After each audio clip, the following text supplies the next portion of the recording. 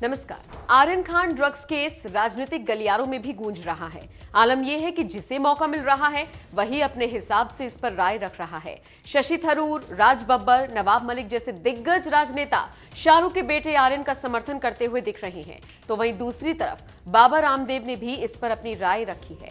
बाबा रामदेव कुछ ऐसा बोल गए हैं जिससे एक नई बहस शुरू हो गई है। रामदेव से आर्यन मामले पर सवाल हुआ तो उन्होंने साफ कहा, बॉलीवुड में नशे की लत भारत की युवा पीढ़ी के लिए खतरनाक है, जिन्हें लोग अपना रोल मॉडल मानते हैं।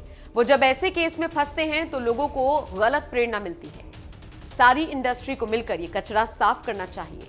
सिर्फ आर्यन ही नहीं, बाबा रामदेव तो आज होने वाले भारत पाकिस्तान के मैच को लेकर भी बोले।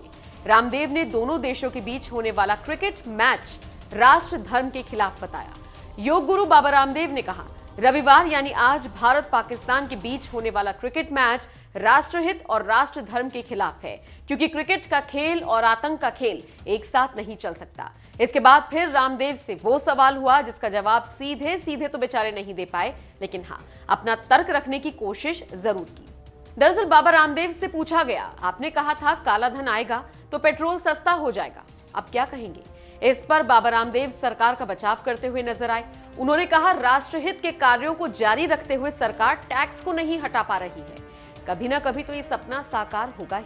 आप भी सुनिए कैसे रामदेव सरकार का पक्ष लेते हुए नजर आए। देखो, जो कालाधन, भ्रष्टाचार, व्यवस्था परिवर्तन के लिए जो हमने पूरे देश में आंदोलन चलाया, तो मैंने उस समय कुछ प्रोविजंस रखे थे कि टैक्स टेररिज्म से और अलग अलग प्रकार के जो कुछ आर्थिक सुधारों के कार्यक्रम थे, तो मैंने ये बोला था कि जो क्रूड ऑयल का रेट है उसके अनुरूप यदि तेल बेचा जाए और उसके ऊपर टैक्सेशन कम कर दिए जाए तो निश्चित रूप से जो मैंने बोला था वो हो सकता था।